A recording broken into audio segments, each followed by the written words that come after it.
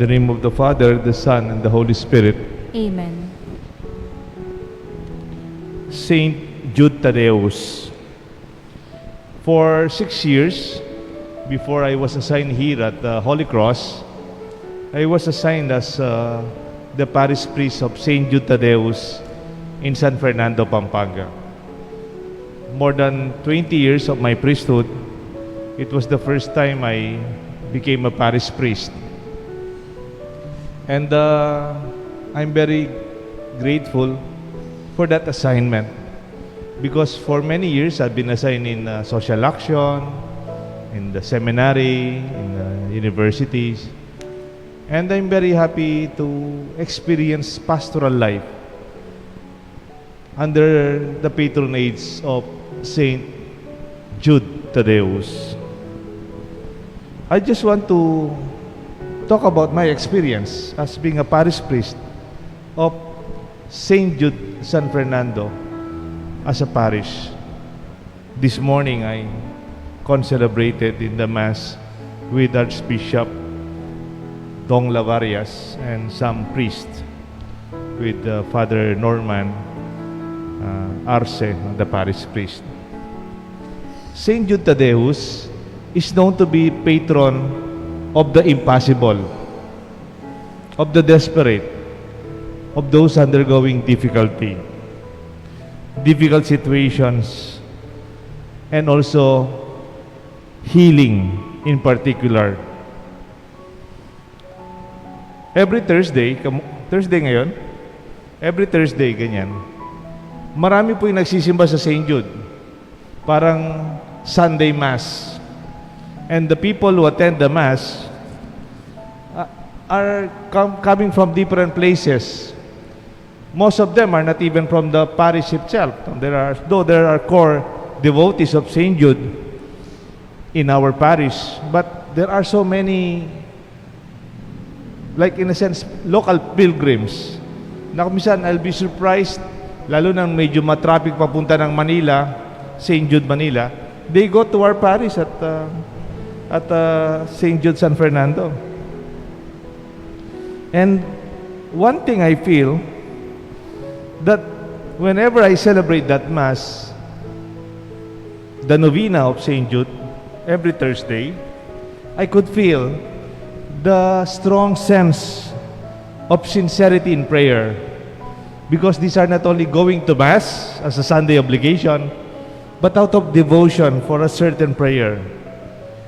The sincerity of prayers of those attending the novena. I remember one family, they always attend. The mother had cancer, and I could see them with their son. So I could always see them, familiar na sa akin. And later on, after some time, nakita ko po yung mother, how she went through her chemotherapy, and up to the point she recovered. And after some time, nakilala ko po sila. You know, I was so surprised. Hindi man po sila Katoliko. Hindi po sila Katoliko. And before I left the parish, they asked me to baptize their son. And then, nagpa-first communion pa po siya kasi medyo malaki na rin.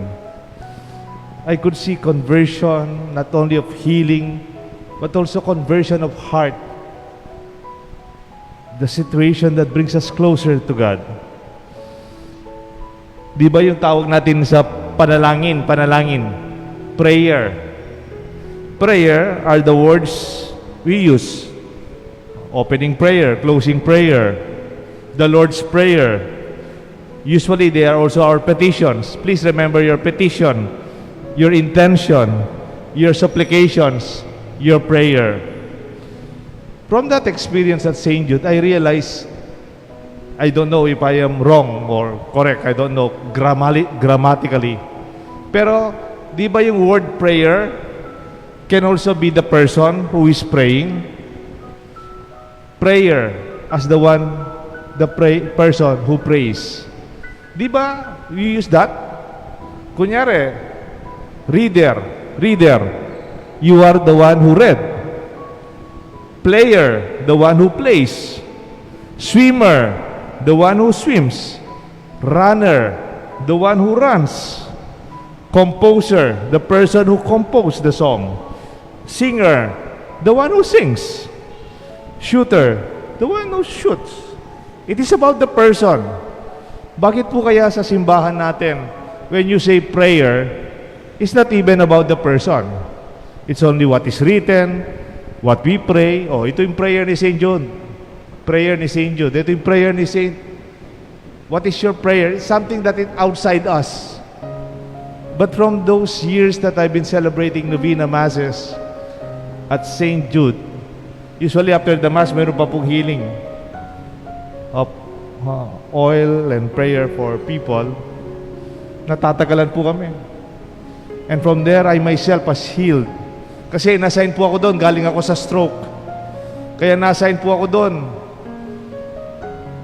From the school, I had almost 1 year break, or I was in 1 year therapy, recuperating.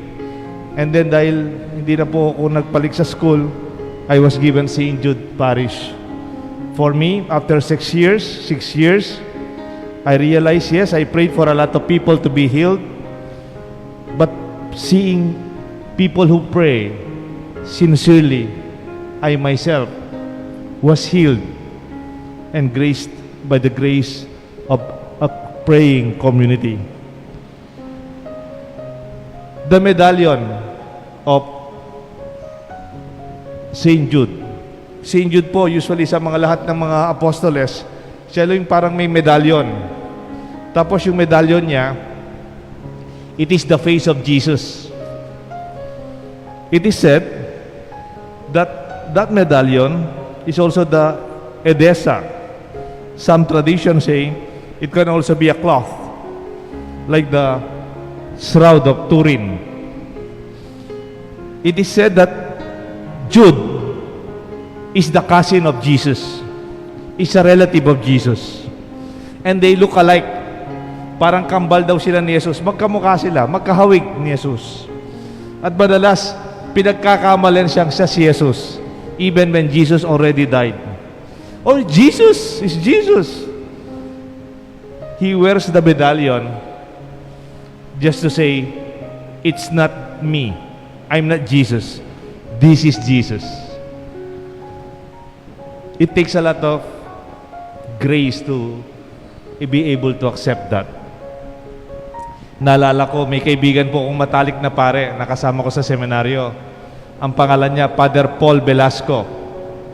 Si Father Paul, yung buhok niya medyo manipis na, medyo kulot, at saka dark skin po siya. Mas dark pa yata na konti sa akin, kahit dark na ako. And medyo matangkad din po si Father Paul. Nung nag-aaral po siya sa Chicago, he was taking his specialization on, I think, psychology. Nag-aaral siya sa Amerika.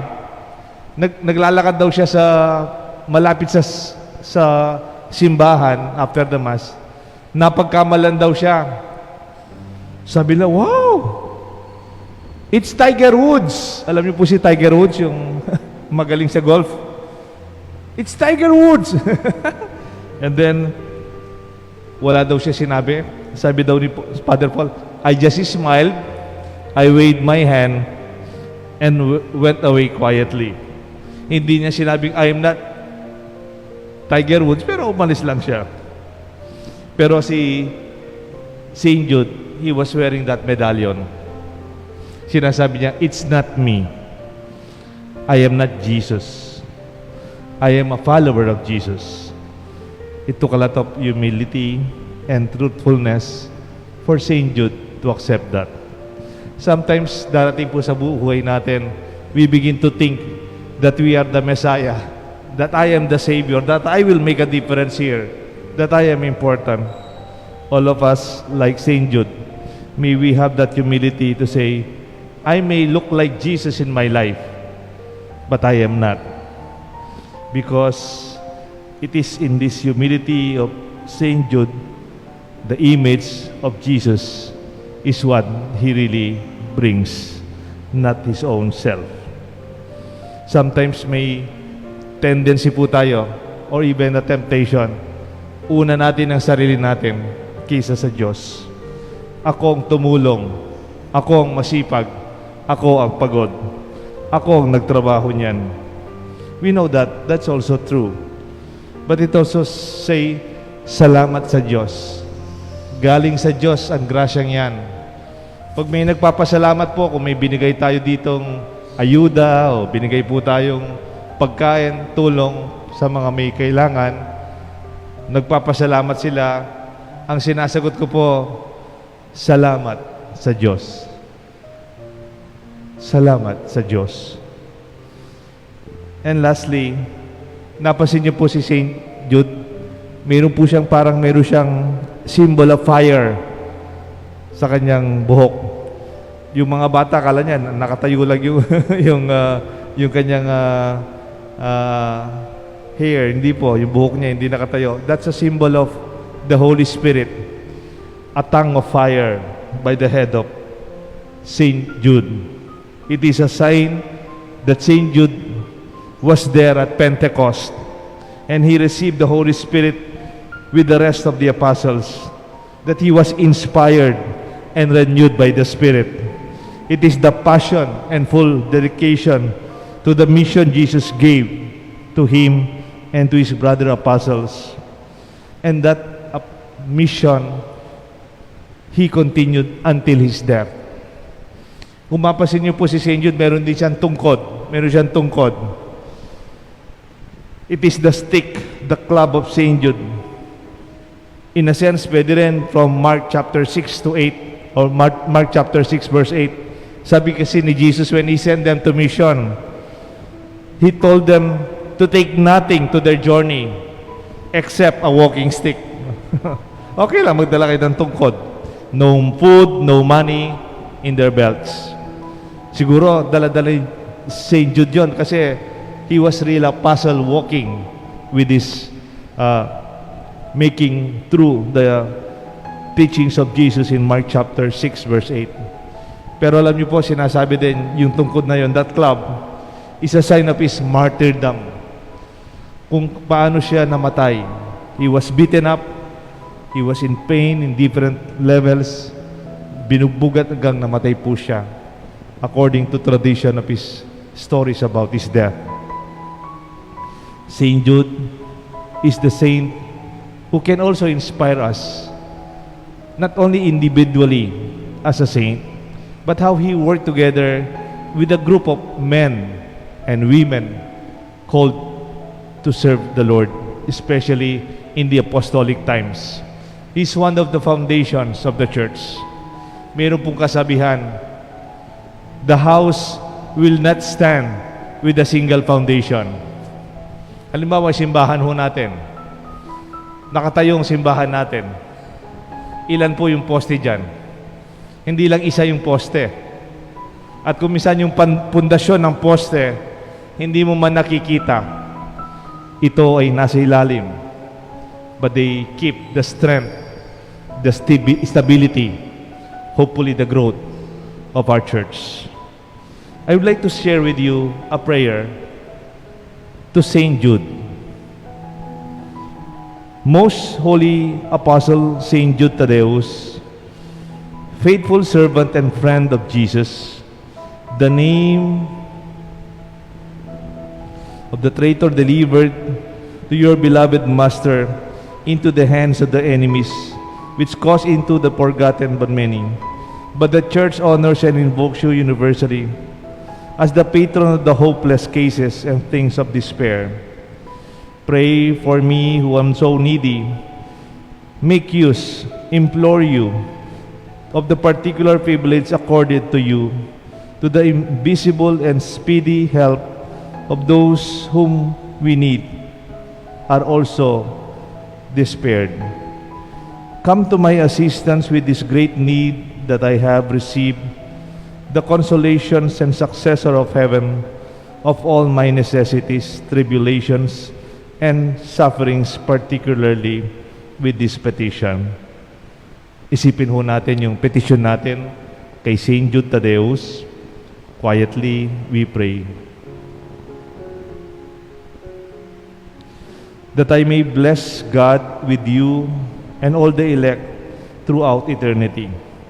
I promise you, O blessed Jude, to be ever mindful of this great favor, and will never cease to honor you as my special and powerful patron, to do all in my power to encourage devotion to you.